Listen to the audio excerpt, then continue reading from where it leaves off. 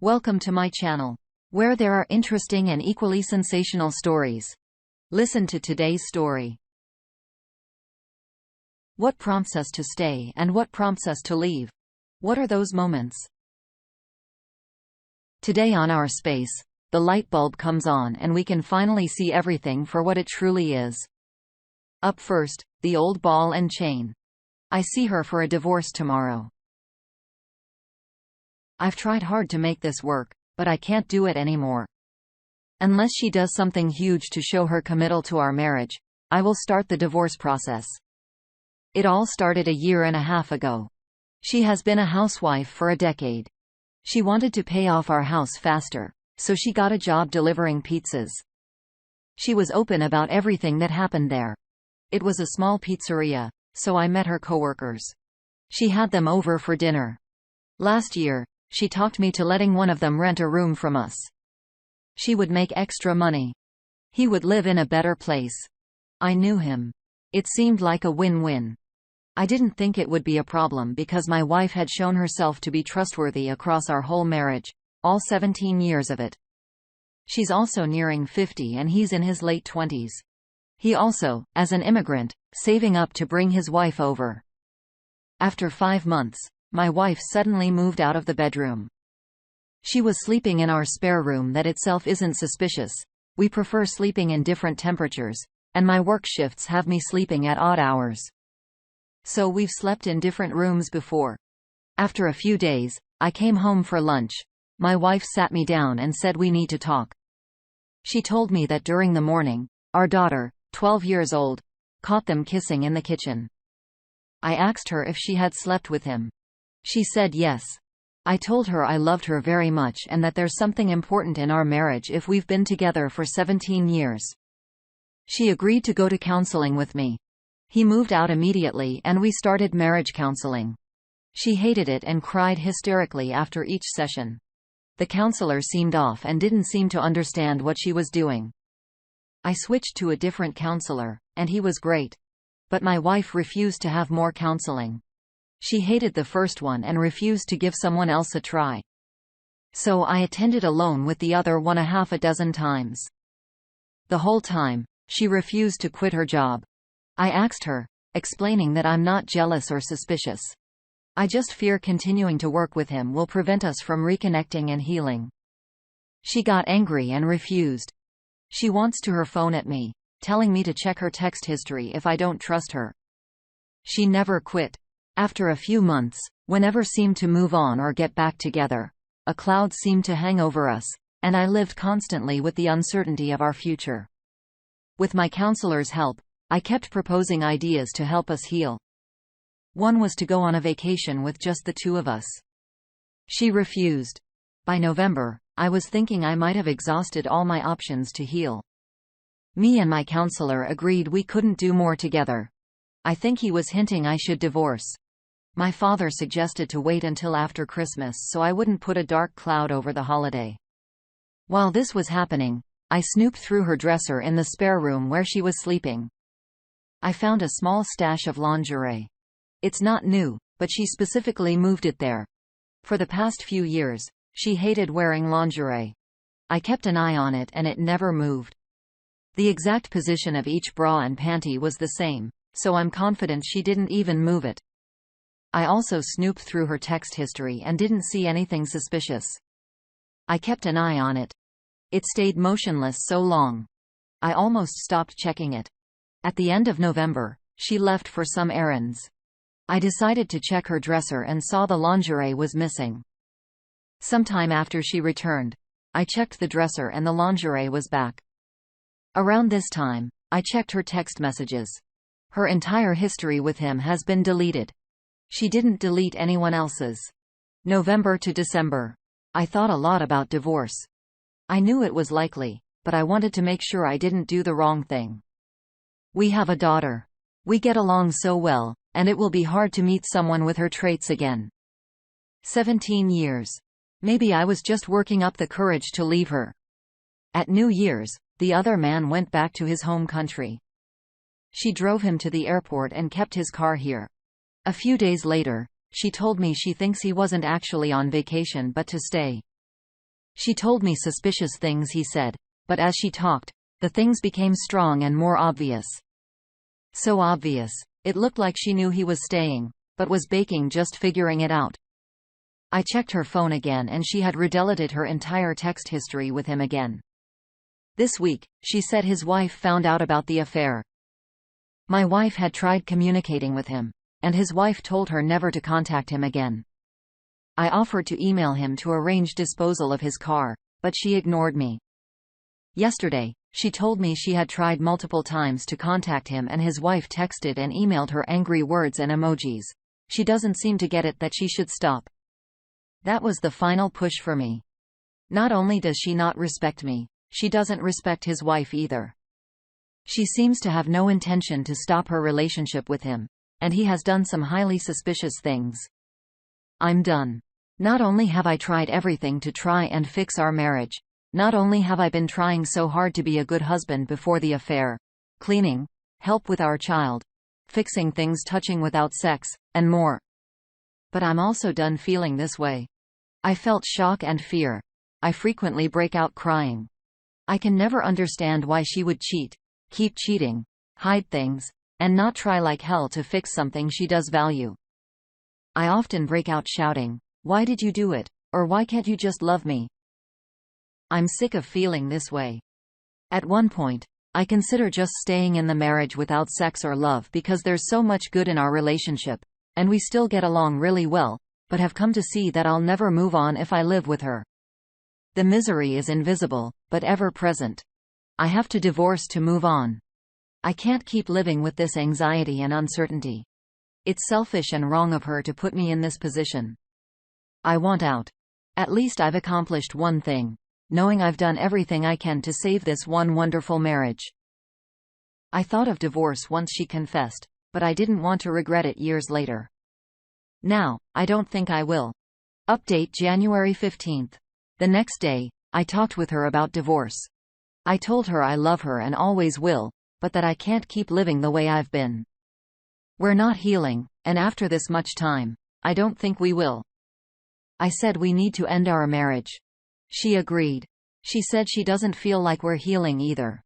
She said that she's not getting an emotional connection that she needs, and that it's something that she struggled with for a long time, long before she met her affair partner.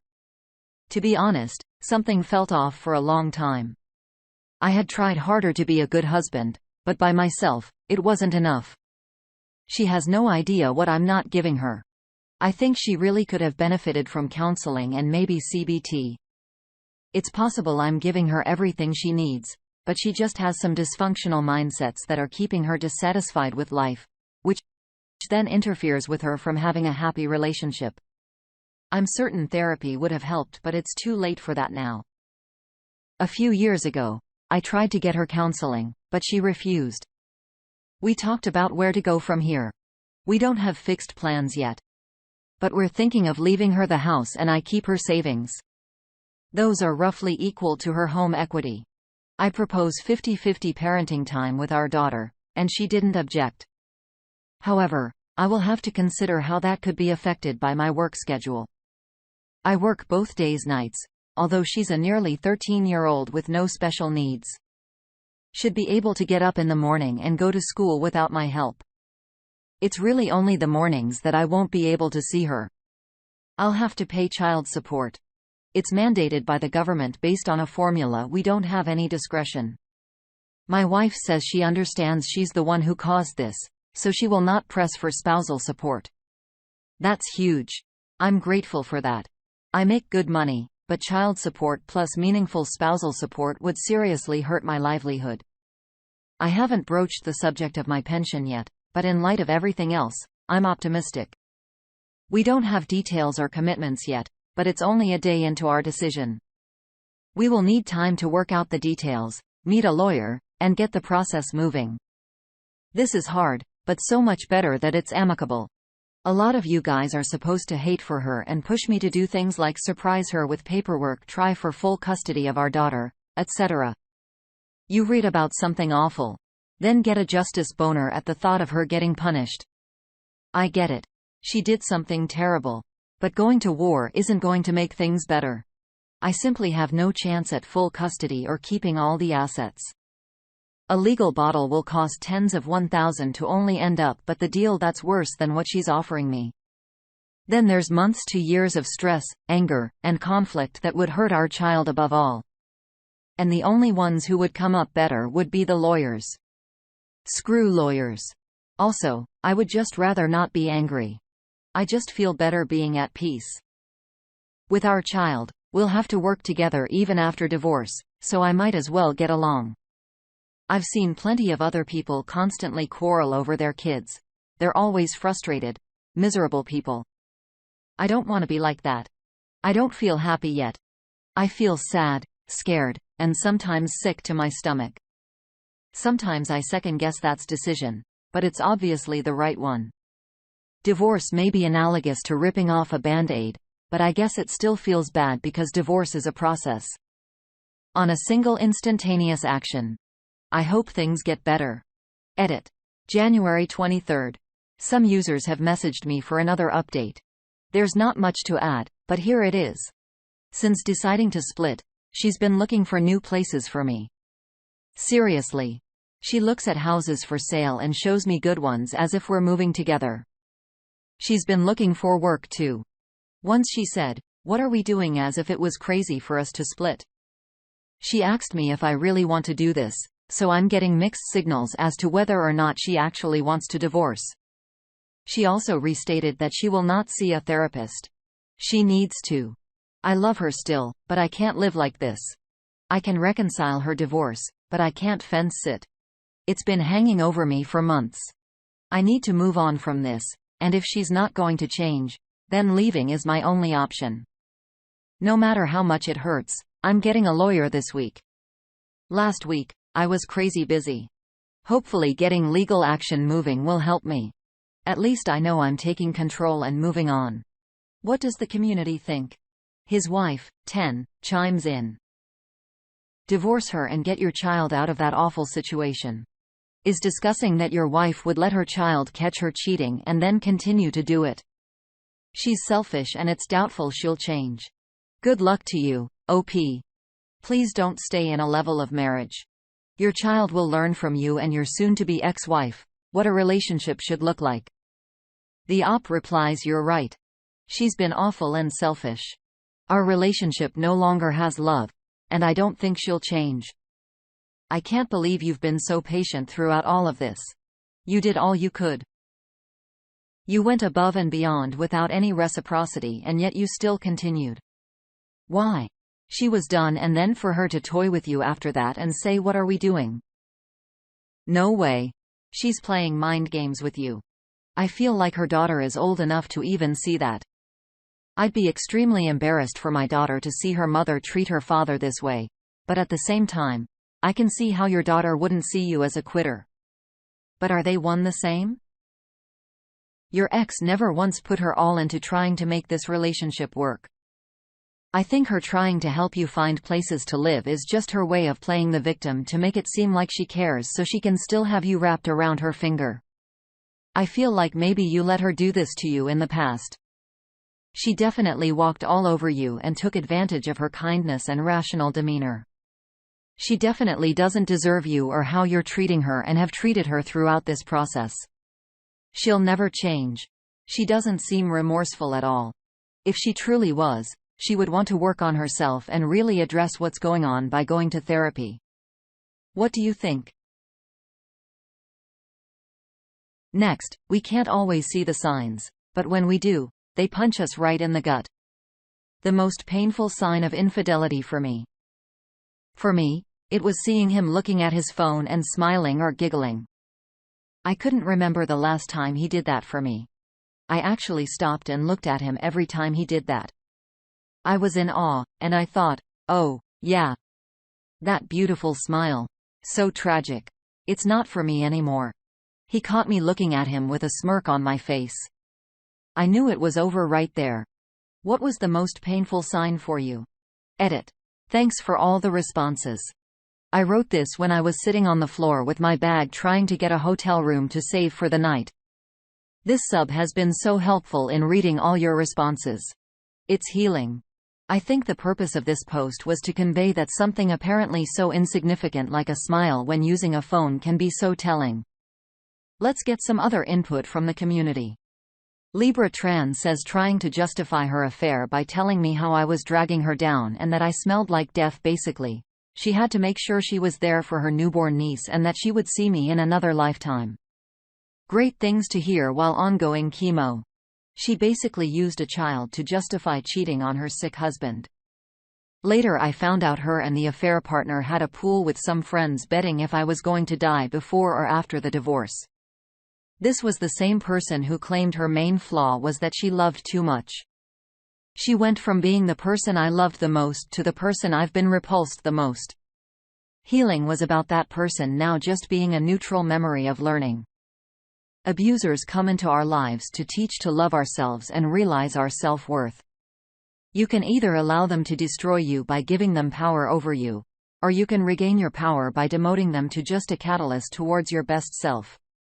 Concap 123 says, when she was on the phone with her affair partner in front of me, talking in her stupid code that she thought no one could understand, while I was taking care of her kids. That still pisses me off. The mental gymnastics she went through to justify her actions. Her aggressive lobbying of her kids to turn them against me, who eventually and angrily called her out for being abusive to me. It's truly remarkable how cheaters try and flip the script. Which Ali chimes in. I think the most painful part for me was learning that the sweet, honest, vulnerable heart-open voice and face he used to reassure me were always a lie. That sweet man who looked me in the eyes and said he would never do those things. I was thinking because he loved me and didn't want to hurt me. We're just a cover-up so he could just get back to his online sex fest as soon as I calmed down enough to go to sleep. I believe that face. I brought him my questions and found solace in his answers. I believed he loved me and cared about my heart and our life together. I spent months thinking I was crazy and imagining things because that face couldn't be lying. It wasn't real. I don't know if anything ever was real. Well, I guess my intuition was real. Gustafrida has this to say. Oh, right in the fields, I caught him calling secretly in his parents' kitchen when we were there. I was outside and went for another drink. I could see him in a reflection and I just knew we were over in that exact second. Zealous Ideal Ring 90 has one more thought. Oh, wow, this hurts, yet helps. Yes. I remember this. The fondest prying through her as they share a joke or whatever via phone. The god-dank phones makes it so easy to get lost in somebody else's attentions. Oh, how I hate the phones. In no particular order, here are some other heart-stabbed moments. Realizing that they have a shared owl motif. Owl slipper she got from my work team, an owl umbrella, an owl hat she gave him that I saw on her Amazon purchase list, an owl Christmas tree ornament from work, etc., or taking pictures of an owl when we were on vacation in Maine and immediately sending it on text. Doing laundry and seeing delicates the likes of which I'd never seen before. Her taste in music changing, her beer preferences, her expressions, her sexual preferences, all changing. Just put it all in the rear view. They are complete and utter losers. Ah, yeah. There's so many like these that people choose to ignore. We've all heard it before. The script flipping, the lies, the deceit, the friend from work. I think what matters is that as soon as we see the signs, we practice self-respect immediately because by God, if they can't respect us, someone has to. And that someone is ourselves. It's heartbreaking, it's total murder, but we need to act with self-preservation as much as it to go through. We totally do need to regain our power and take steps towards our best selves. When did you first know it was over? What steps did you take next? Cheer with us below. And thank you for joining us today on our space. Like and subscribe and hit that notification bell so you don't miss out on our next video. We'd hate for you to miss out.